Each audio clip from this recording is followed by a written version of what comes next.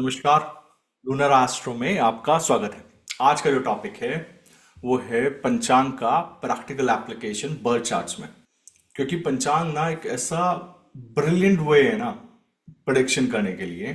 क्योंकि वो जो 5 एलिमेंट्स को दिखाया गया, अग्नि पृथ्वी वायु जल आकाश को, आपके बर्थ चार्ट के अंदर या मुहूर्त के अंदर, हम मुहूर्त जब निकालते हैं तो देखते हैं कि किस प्रकार का कार्य किया जा रहा है और हमको कौन सा तत्व यहाँ पर ताकतवर चाहिए। लाइक अगर आपने पानी के लिए बोरिंग करना हो तो आपको देखना है कि नक्षत्र जो उधरमुखी हो, पानी का नक्षत्र हो, दिन कोई क्रूर ना हो, कोई सौम्य ग्रह हो, तो ये काम आराम से हो जाएगा।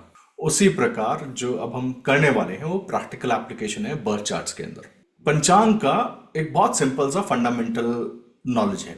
वो ये है कि आप पंचांग को देखिए, समझिए कि आज क्या क्या हो सकता है, क्या क्या पॉसिबिलिटीज हो सकती हैं, कौन सा तत्व जरूरत से ज्यादा हावी है या कौन सा तत्व जरूरत से ज्यादा प्रोमिनेंट है आकाश के अंदर, और उसकी वजह से हमारे जो थॉट्स हैं, हमारे एक्शंस हैं, हम उसको अलाइन कर लें।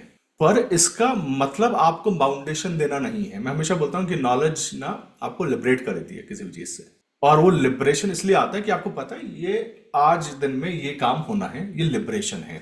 बाउंडेशन क्या है? बाउंडेशन ये है कि आप बोलते हो कि नहीं, मैं तो ये काम इसी टाइम पे करूंगा। अगर आप बाउंड हो रहे हैं, अपने आप को बाउंड कर रहे हैं किसी नॉलेज की वजह से, तब वो नॉलेज का दुरुपयोग है। वो नॉलेज का विजडम देने की बजाय उसने आपको बांध लिया है। तो बात करते हैं 5 प्रकार के जो तत्व है ना, अग्नि पृथ्वी वायु जल आकाश। इसमें सबसे पहला तत्व है अग्नि का। क्योंकि अग्नि ही, अगर आप ऋग्वेद में देखें, पहला सूक्तम अग्निदेव को समर्पित है। और हम लोगों ने इसके बारे में पहले भी बात करी है कि अग्नि ही पृथ्वी से आकाश के बीच की जो यात्रा है और आकाश से पृथ्वी के बीच की जो यात्रा है वो सिर्फ और सिर्फ अग्नि के द्वारा ही पूरी हो सकती है। आप देखिएगा कि भगवान अग्निदेव को सप्तजिवा कहा गया। सप्तजिवा, सप्तवाहना, विष्णु सहस्त्र नाम के अंदर भी एक पाठ के जो विष्णु सहस्त्र नाम के अंदर एक श्लोक है, उसके अंदर भी सप्तजिवा भगवान विष्णु को भी कहा गया है, सप्तवाहना भी कहा गया है कि उनके पास 7 प्रकार के वाहन हैं। 7 टाइप्स ऑफ टंग का मतलब है कि 7 टाइप्स ऑफ मेटल, जो बेसिक मेटल्स इस पृथ्वी पर एग्जिस्ट करते हैं, उनको पहुंचाने की जिम्मेदारी, उनको स्पेस एलिमेंट में कन्वर्ट करने की जिम्मेदारी अग्नि, भगवान अग्निदेव की है। और वहां से भी वापस लेकर आने की जिम्मेदारी भगवान अग्निदेव की है। बिना हीट के कुछ भी नहीं होगा, है ना। बिना हीट के जो सबसे पहला नक्षत्र हीट का केतु, सबसे पहली राशि हीट की मंगल, बिना हीट के कुछ भी चीज पैदा नहीं होती। और ना इसलिए मैं बोलता हूँ कि जब सबसे पहला जो नक्षत्र है ना वो भी केतु का है। आपको पता है केतु ना इनविजिबल फायर है। जो मेथनॉल फायर होती है या मिथेन फायर होती है वो कभी दिखाई नहीं देती, मिथेन गैस भी कभी स्मेल नहीं कर सकते, यही केतु है। जब मैंने शुगर स्टॉक्स पिक किए थे ना, तो मेरे को बहुत लोगों ने बोला इथेनॉल कैसे पिक किया। तो मैं बोलता हूँ आप ना केमिस्ट्री का जो टेबल है, जो पीरियोडिक टेबल्स पढ़ते थे 9th क्लास में 8th क्लास में, अगर आपको वो याद होगा ना, आप देखना इथेनॉल कहाँ पर आता है।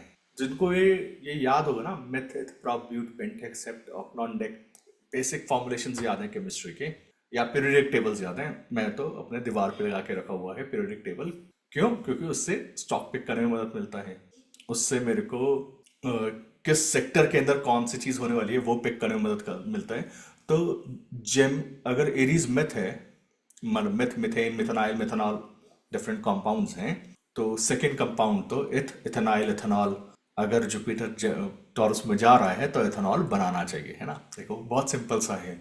और इसके लिए सिर्फ और सिर्फ आपको ऑब्जर्वेशंस का जरूरत पड़ता है। उसके फिर बैक टेस्टिंग के लिए आप वापस जाते हैं, देखते हैं कि जुपिटर जब जब जाता है, एज लॉन्ग एज उसको कोई ऑब्स्ट्रक्शन नहीं हो, उससे ज्यादा ताकतवर, उसको कोई ओवरराइड बड़ा साइकिल ना कर रहा हो, एथेनॉल बढ़ने वाला है। गवर्नमेंट ने तो अभी कुछ महीने पहले अनाउंस किया एथेनॉल के लिए और बाकी चीजों के लिए। हमने तो उससे 6 महीने पहले लिख के दिया ट्विटर के ऊपर कि देखो ये हो सकता है, most likely sugar stocks are going to run. क्यों? क्योंकि वो एथेनॉल को बनाते हैं। और इसी तरीके से आप इस नॉलेज को यूज करते हैं। अभी मिथ के बाद मिथ इथ प्रॉप स्टार्ट होने वाला है, और प्रोपेन को लेके मैंने ऑलरेडी अपने पिक्स दिए हैं ट्विटर के ऊपर। तो आप भी निकालो। अगर अब मैं तो बोलता हूँ कि देखो मेरे को तो इसी तरीके से निकालना आता है, आपको लगता है ना इससे बेटर तरीका है, आप निकालो, आप ज्यादा अच्छा निकाल पाओगे। और प्रॉप के बाद फिर बोटेन आएगा। तो जब आप इस तरीके से काम कर रहे होते हैं, आप अग्नि को देखते हैं, तो मैं केतु कह रहे हैं बोलता, केतु जो है मिथेन है, जलते हुए दिखाई नहीं देता। आपको पता है केतु के जो स्टार है ना, पश्चिमी स्टार, उसका सरफेस टेम्परेचर तो बहुत ज्यादा है, और लेकिन ना उसको जो सरफेस एरिया है वो इतना ज्यादा नहीं है, इसलिए दिखाई नहीं देता, लेकिन टेम्परेचर पूरा है। इस बारे में मैंने एक जगह लिखा भी कि केतु नक्षत्रस को क्यों इनविजिबल कहा गया, या राहु नक्षत्रस को कैसे इनविजिबल कहा गया, इसके ऊपर एक पर्टिकुलर ब्लॉग भी है। अब जब ना कोई चीज दिखाई नहीं दे रही, अग्नि तत्व है, इनविजिबल फायर है, वहां पर भी पहला जो श्लोक है वो केतु अग्नि को दिया गया ऋग्वेद के अंदर। तो अग्नि ही सबसे पहली चीज है, अग्नि ही आपको ट्रांसपोर्ट कर सकती है। तो जितने भी लोग ऐसे प्रोफेशंस में होते हैं जो ट्रांसपोर्टेशन का होता है या फिर एक जगह से दूसरी जगह पहुंचाने का होता है, उनके चार्ट में अग्नि तत्व बहुत ज्यादा स्ट्रांग होता है। अब इसके बहुत सारे डिफरेंट प्रोफेशन निकल के आते हैं, सिर्फ ट्रांसपोर्टेशन तक सीमित नहीं है।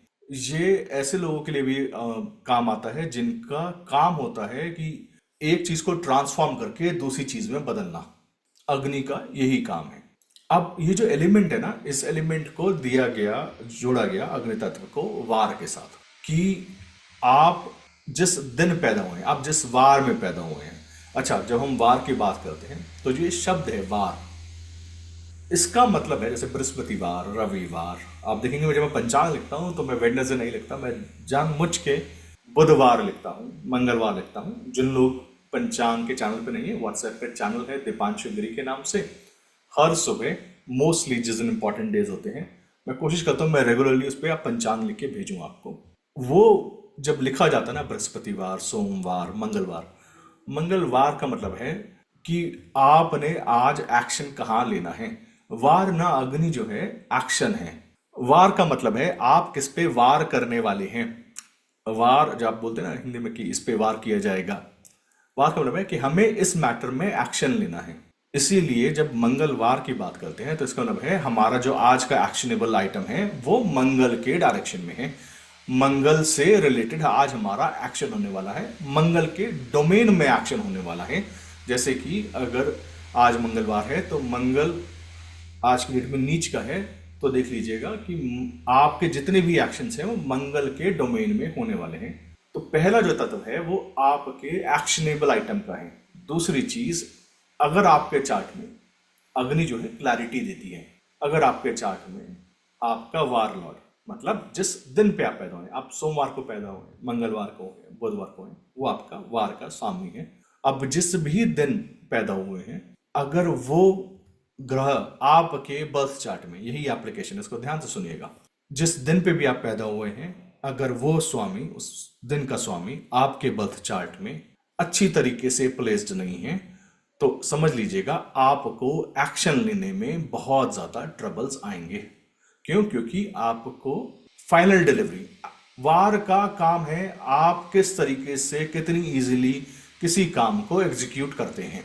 जिन लोगों का वार का मालिक उच्च का होता है, अपने घर में होता है, स्वक्षेत्री होता है, मित्रों से संबंधित होते हैं, ऐसे लोग एक्शन लेने में टाइम नहीं लगाते। उनको क्लैरिटी होता है मेरे को ये एक्शन लेना है, उसके कॉन्सिक्वेंसेस अच्छे या बुरे हो सकते हैं, लेकिन उनका डिलीवरी एंड एग्जीक्यूशन परफेक्ट होता है। ऐसे लोग मेंटल क्लैरिटी बहुत ज्यादा रखते हैं, और मेंटल क्लैरिटी का उनका सिर्फ और सिर्फ एक फॉर्मुलेशन है कि उनका वार का मालिक चार्ट के अंदर अच्छा बैठा हुआ होता है। और इसलिए ना आपको ऐसे लोग दिखाई देंगे कि आपको कई बार लगेगा यार ये व्यक्ति ने बेवकूफी वाला काम करा है, या इसने बहुत जल्दी में एक्ट करा है, लेकिन ना उनको क्लैरिटी होती है मेरे को करना है तो करना है। आप वो दुनिया रो रही है, पिट रही है, कुछ भी हो रहा है, मैं ये काम करूंगा, क्योंकि उनको अपने अंदर से बहुत कॉन्फिडेंस और क्लैरिटी होती है। अब और मैं इसी वीडियो के अंदर, मुझे पता है अभी तक आपके दिमाग में क्वेश्चंस आ गए होंगे, रेट्रोग्रेड हो, कंबस्टेड हो, राहु केतु से अफ्लिक्टेड हो, मैं सारा कवर करूंगा।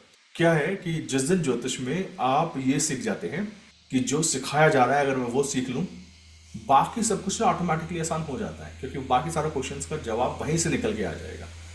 लेकिन ना हमारे ब्रेन का हैबिट है कि हमें जो पढ़ाया जा रहा होता है हमें वो नहीं पढ़ते, हम पढ़ते हैं, हम वो पढ़ना चाहते हैं कि मेरे चार्ट में ये कहाँ से फिट हो रहा है, आएगा वो भी आएगा। तो आपके चार्ट में वार का मालिक और अफ्लिक्टेड हो तो दो चीज होंगी। पहली चीज मेंटल क्लैरिटी नहीं है, पैशन नहीं है, वो एनर्जी नहीं है कि ये करना है। कुछ लोग होते हैं ना, उनको बोला आप आइडिया बताओ, शाम तक वो एग्जीक्यूट कर देते हैं। सब्र ही नहीं है उनके अंदर, क्योंकि जितना ज्यादा ताकतवर है वार का मालिक उतना वो कम सोचते हैं। अग्नि है ना, अग्नि कैसे बर्न करती है, फ्लैश है कि दिमाग में आया, फ्लैश हुआ, खत्म। और उनको फ्लैशेस आते हैं, उनकी लाइफ में ऐसे फ्लैशेस आते हैं कि उनको पता है कि मेरे को ना सुबह आइडिया है, शाम तक एग्जीक्यूट कर देना है, सोचना नहीं है, ये टिक टिक का वाला काम नहीं होगा कि एनालिसिस करके दे। अच्छा, अभी मैं बताऊंगा उसको यूज कैसे करना है, दशा के अंदर प्रेडिक्टिव पार्ट में कैसे यूज करना है। दूसरी चीज, उनका अपनी हेल्थ को लेके बहुत ज्यादा कॉन्शियसली वो काम करते हैं। ये एक अच्छे वार के मालिक की जिसको बोलते हैं निशानी है, क्योंकि अग्नि ही आपको अंदर से जिंदा रखती है, आपका पैशन ही आपको जिंदा रखता है, और उसके लिए उनको हेल्थ वाइज वो ये लोग बहुत कॉन्शियस होते हैं। अगर वार का मालिक अफ्लिक्टेड है, समझ लीजिएगा हेल्थ अफ्लिक्टेड रहेगी। आप जितने भी बच्चे देखेंगे जिनको ऑटिज्म वाले केसेस होते हैं, आप जितने भी ऐसे लोग देखेंगे जो बाय बर्थ ट्रबल में होते हैं, या अगर आप इस टाइम पे बीमार हैं, और कई बार ना हमको बीमार हम हो रहे होते हैं, हमको दशा में दिखाई नहीं देता कि बीमार क्यों चल रहे हैं। उस टाइम पे देख लीजिएगा, अगर ऐसे किसी ग्रह की दशा चल रही है जो कि वार के मालिक से साथ संबंधित है, जैसे कि अब अगर आप देखेंगे तो अब्राहम लिंकन के चार्ट में, या फिर एक और चार्ट में कोई याद आता है जिनके चार्ट में राहु की दशा थी और वार का मालिक चंद्रमा राहु के घर में था, उस दशा के अंदर उनको ट्रबल्स आए, मून रिलेटेड ट्रबल्स ही आए, सांस लेने में दिक्कत होने ट्रबल हो आ गया। तो जब कभी भी वार का मालिक अफ्लिक्टेड होता है, ऐसे व्यक्ति को हेल्थ में ट्रबल्स आते हैं। मोस्ट ऑफ द टाइम्स आप देखेंगे कि आपको बीमारी कहाँ होगी वो भी डिसाइड करेगा कि आप किस दिन पैदा हुए हैं। जैसे कि अगर आप संडे के दिन पैदा हुए हैं, रविवार के दिन पैदा हुए हैं, तो आपको mental health related, brain related ये इश्यूज आने ज्यादा प्रोमिनेंट हैं, बिकॉज या फिर सूर्य जिस राशि में बैठे हैं, जिस घर में बैठे हैं, वहां से रिलेटेड आपको हेल्थ इश्यूज आने चालू होंगे। दूसरी चीज, ऐसी तरीके से सन से लेकर आप सैटर्न तक देखिए, कौन सी चीज, सैटर्न किसको गवर्न करता है, बोन्स को गवर्न करता है, सैटर्न गवर्न करता है कि आपके जॉइंट्स को, सैटर्न गवर्न करता है ओल्ड एज डिजीज को। ये सारे ट्रबल्स आपको सैटर्न के दशा में, अंतर दशा में, सैटर्न से रिलेटेड प्लैनेट्स के दशा के अंदर ऑटोमेटिकली होंगे। Like in Abraham Lincoln chart, Saturn Scorpio में है, वो ट्रबल होंगे। उसी प्रकार अगर आप देखेंगे कि वार का मालिक, आप देखिए इसके अंदर बहुत सारे टेक्निक्स है ना। पहला चीज है हेल्थ, दूसरा चीज है आप अपने लाइफ में एक्शंस कहां लेने वाले हैं। आप एक्शंस वहीं लेंगे जहां पे वार का मालिक बैठा है, मतलब, और इस बात को बहुत ध्यान से सुनिए। सपोज कीजिए कि आपके वार का मालिक, मान लीजिए आप सोमवार को पैदा हुए हैं, सोमवार का मालिक चंद्रमा दूसरे घर में बैठा है, और चंद्रमा जो है छठे घर को रूल करता है आपके बर्थ चार्ट में, दूसरे घर में बैठा है। इसका मतलब है आपकी जिंदगी के सारों जद्दोजहद, सारे के सारे एक्शंस सिर्फ और सिर्फ चंद्रमा को लेके, मतलब फैमिली को लेके प्रोमिनेंट होंगे, क्योंकि वहीं पर आपको एक्शन लेना है। ये पहला प्रेडिक्टिव टेक्निक है कि आप ना पंचांग को बर्थ चार्ट में कैसे अप्लाई करेंगे। अभी तक आपने सिर्फ पंचांग को अप्लाई किया था, पंचांग को बर्थ चार्ट में अप्लाई कीजिए। आप ये देखेंगे जैसे कि अब्राहम लिंकन के चार्ट में मैंने बताया आपको, सैटर्न वो शनिवार के दिन पैदा हुए। शनि जो है गरीब व्यक्ति का कारक है, उनका कारक है जो लोगों की बात नहीं सुनी गई, स्लेवरी का कारक है, 11th हाउस में बैठा है, स्कॉर्पियन साइन में है। उनकी लाइफ का पूरा अगर आप निचोड़ देखेंगे तो आपको समझ में आएगा कि उन्होंने स्लेवरी एक्ट का अबॉलिशमेंट किया, उसके लिए बहुत सारा काम किया। उनके सारे एक्शंस बेसिकली सैटर्न स्कॉर्पियो को लेके हैं। तो जब आप, और उनके चार्ट में कैप्रिकॉर्न राइजिंग है, मून लगन में बैठा है, और उनकी लाइफ का जो सेकंड पार्ट है कि उनका फैसिनेशन नदियों को लेके, और एक पूरा एक चैप्टर है किस तरीके से उन्होंने नदियों के लिए काम किया। यही दो काम है ना, मतलब सैटर्न इज कंस्ट्रक्शन, चंद्रमा पानी, तो किस तरीके से उन्होंने इसी अपने जो लाइफ के अंदर इसी को एक एक्शनेबल चीज बनाई, यही पैशन की तरह काम किया। एक और व्यक्ति पैदा हुए शनिवार को, वो थे एडोल्फ हिटलर, कैंसर के साइन में शनि है, 10th हाउस में बैठा है, 4th लॉर्ड 10th हाउस में बैठा है। अब इसका मतलब ये है 4th लॉर्ड जब 10th हाउस में बैठ जाए कि उनकी लाइफ के जितने भी एक्शंस हैं वो मासेस को लेके होंगे और वो पावर को लेके होंगे। अब उनकी जिंदगी के अंदर जितने भी जो प्रोमिनेंट इवेंट्स हैं वो सैटर्न और मून के आसपास घूमने चाहिए। उनका एक्शन पावर को लेके होना चाहिए, अथॉरिटी को लेके होना चाहिए, और वो भी किसके ऊपर, कॉमन मासेस के ऊपर, सैटर्न कैंसर के साइन में। लेकिन ना अभी मैं आपको एक और लेवल ऊपर लेके जाता हूँ। एक बहुत सिंपल सी लाइन बोलता हूँ, इस लाइन के अंदर बहुत ध्यान से सुनना इसको। जब किसी एक व्यक्ति की वजह से बहुत सारे लोग दुखी होते हैं, जब किसी एक व्यक्ति के एक्शन की वजह से बहुत लोगों को फर्क पड़ता है, ऐसे व्यक्ति का वार का मालिक दशांश में बहुत सीवियर एफ्लिक्शन में होता है। अडोल्फ हिटलर के चार्ट में दशांश के अंदर शनि जो है डायरेक्टली गुलिका मांडी से एफ्लिक्टेड नहीं है, पर शनि के घर में राहु और गुलिका दोनों बैठे हैं। इसकी वजह से एक एक्शन की वजह से बहुत लोग एफ्लिक्शन में हो एफ्लिक्टेड हुए उनकी एक डिसीजन की वजह से, क्योंकि ये बहुत ज्यादा प्रोमिनेंट सैटर्न था, पावरफुल सैटर्न था। इसकी वजह से इसका इम्पैक्ट इतना बड़ा आया। महात्मा गांधी के चार्ट में सूर्य जो है गुलिका मांडी से एफ्लिक्टेड है।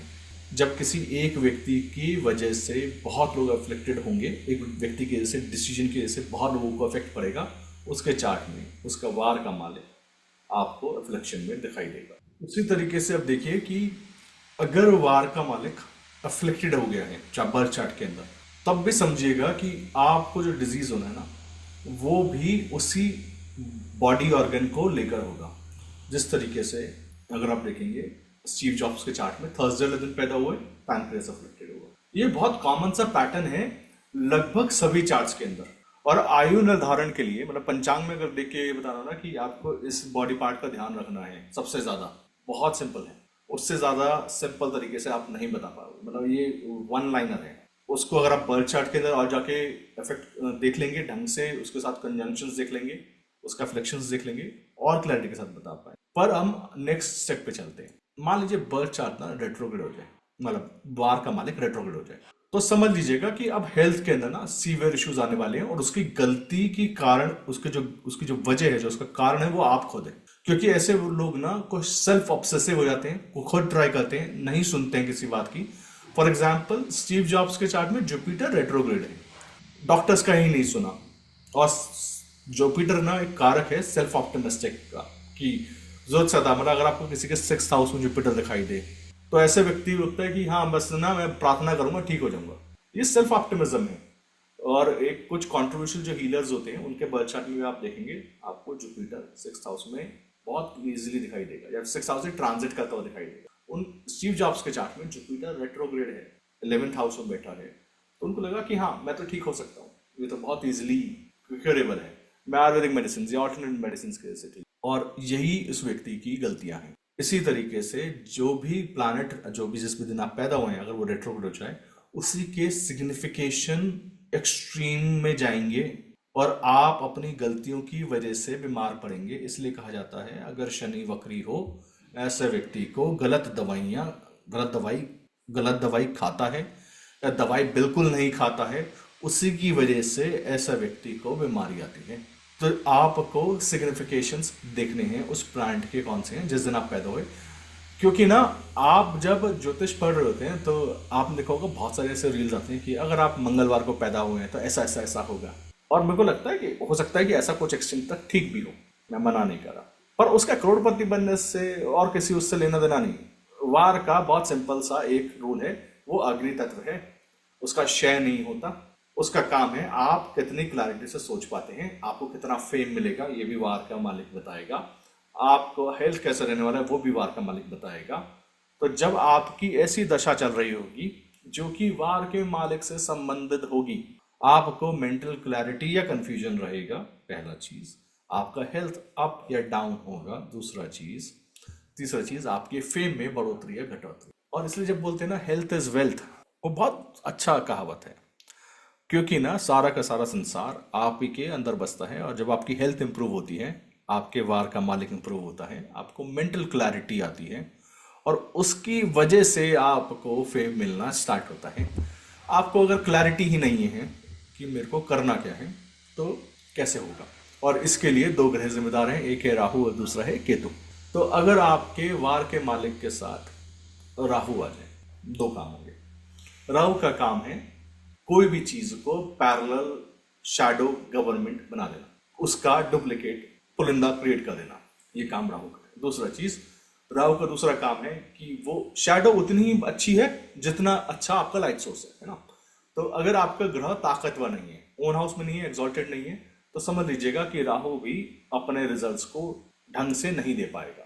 पर राहु के आने से होता क्या है कि पहला चीज आपको मेंटल क्लैरिटी नहीं होती। सेकेंडली क्या होता है, आपके प्लान्स बहुत सारे होते हैं लेकिन उसको एग्जीक्यूट करने का तरीका आपको नहीं पता होता। आप बस बोलते हैं कि हाँ देखते हैं कैसे करेंगे, देखते हैं। और धीरे धीरे धीरे जैसे जैसे आप आगे बढ़ते हैं आपको लगता है कि हाँ ठीक है, सिर्फ सिर्फ प्लान है, एग्जीक्यूशन नहीं है। क्योंकि राहु सिर्फ और सिर्फ सर है, दिमाग है ना, सोचता बहुत है। एग्जीक्यूशन के लिए लोग नहीं मिलते, आपको आलस रहता है, आपको एग्जीक्यूशन में परेशानी आती है। ये देख लीजिएगा, राहु के सारे ट्रबल्स आएंगे आपको, कि आपको पृथ्वी पे धरातल पे एग्जीक्यूट करने के लिए कोई व्यक्ति भाग दौड़ के लिए आपको ना खुद पसंद होगा ना आपसे करवाया जाएगा।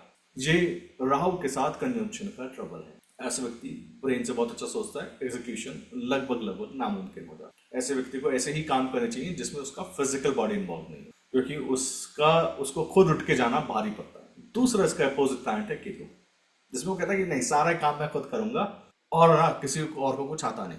ऐसे व्यक्ति बहुत ही ज्यादा नैरो माइंडेड हो जाता है। राहु के अंदर ध्यान रखिएगा कि राहु वाला व्यक्ति हमेशा, जब वार के मालिक के साथ राहु, ऐसा व्यक्ति सारी पॉसिबिलिटी सोच लेता है, क्योंकि उसका सोचने का तरीका ही बहुत अलग है।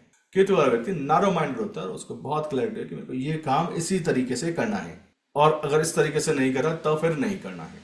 ये केतु का ट्रबल है। तो वार के मालिक के साथ अगर केतु आ जाए, ऐसे व्यक्ति को बहुत ध्यान से सोच समझ के ये सोचना चाहिए कि बाकी लोगों के अंदर भी अकल है, पर ये वार का मालिक जितना ताकतवर होता जाएगा ना, लाइक अगेन से स्टीव जॉब्स के चार्ट में जुपिटर रेट्रो केतु के साथ है, लेकिन उसके अपोजिट में शुक्र बैठा है सैजिटेरियस के अंदर। स्टीव जॉब्स की हालत कब खराब हुई? जुपिटर राहु के दशा के अंदर, क्योंकि जुपिटर जब हमको कोई ऐसी दशा चलती है जो वार के मालिक से संबंधित है, तभी हमारी तबीयत अप एंड डाउन जाएगी, बहुत ध्यान रखना। वो अग्नि हमारे अंदर हमको ट्रबल कर रही होती है, हमारे अंदर अग्नि की कमी हो जाती है। तो जब जुपिटर के साथ केतु है तो स्टीव जॉब्स को बहुत क्लैरिटी कि मेरे को एप्पल ऐसे ही बनाना है, आईफोन ऐसे ही बनाना है, और नहीं समझ में आया तो बाहर जाना है। लेकिन ये हम ऐसे ही काम करेंगे, मिनिमलिज्म पे फोकस रखेंगे, डिजाइन पे फोकस रखेंगे, और सबसे कम उसके अंदर सबसे अच्छा प्रोडक्ट बनाएंगे। तो राहु वाले व्यक्ति के साथ अपोजिट है। उस व्यक्ति को सारे काम करने होते हैं, लेकिन जैसे जैसे क्लैरिटी खत्म हो जाती है ना, जैसे जैसे व्यक्ति को क्लैरिटी आती जाती है, उसका सूर्य जैसे जैसे उसके ग्रह, उसके वार का मालिक ताकतवर होता जाता है, वो ग्रह ताकतवर होता जाता है, वैसे वैसे उस व्यक्ति को क्लैरिटी आने लगता है। तो आप देखेंगे कि आपके चार्ट के अंदर आपको सबसे ज्यादा हेल्थ का कंफ्यूजन, मेंटल क्लैरिटी का कंफ्यूजन उन्हीं दिनों में आता है, उन्हीं दशाओं में आता है जो वार के मालिक के साथ संबंधित है। अब इसके बाद ना एक चीज आती है कि अगर ये अफ्लिक्टेड है फिर क्या करें, क्योंकि अब तो अफ्लिक्शन मिल गया ना। तो उसके लिए ना बहुत सिंपल सी चीज है। पहला चीज, अग्नि सूक्तम का पाठ करना है। ऋग्वेद का पहला पाठ है और सिर्फ 8 श्लोक है। तो पहला चीज क्या करना है? पहला चीज ये करना है कि अग्नि सूक्तम का पाठ करना है। दूसरा काम क्या करना है? जिस भी दिन आपका जन्म हुआ है उस दिन, और जो भी ग्रह आपको अफ्लिक्ट कर रहा है, मतलब सपोज कीजिए कि आपके चंद्र राहु, आप सोमवार के दिन पैदा हुए हैं और आपके चार्ट में चंद्र राहु है, तो आपको सोमवार के दिन जरूर आपको हवन करना है, गायत्री हवन करना है, उसमें चंद्र गायत्री करनी है, और उसके लिए 11-21 जितनी आपसे हो सके उस दिन जरूर आहुति देनी है। इससे क्या होगा? हेल्थ इंप्रूव होगा, मेंटल क्लैरिटी आएगा। दूसरा काम, सपोज कीजिए चंद्रमा शनि से भी अफ्लिक्टेड है, तो शनिवार के दिन भी आपको हवन करना है, वही 11-21 आहुति के साथ। आप जो हवन करना स्टार्ट करते हैं, घर के ऊपर अपने आप करना स्टार्ट करते हैं, अग्नि से ही क्लैरिटी है, अग्नि से ही आपका हेल्थ इंप्रूव होता है, अग्नि से ही आपका फेम बढ़ता है। तो आप बहुत सारे केसेस देखेंगे। अब इसको अप्लाई करके लेकर आना है, बिकॉज ये बहुत क्रिटिकल, बहुत ज्यादा कंडेंस नॉलेज है ज्योतिष का, जो कि अब आपको बर्थ चार्ट पे अप्लाई करना है, विंशोत्तरी दशा के साथ अप्लाई करना है।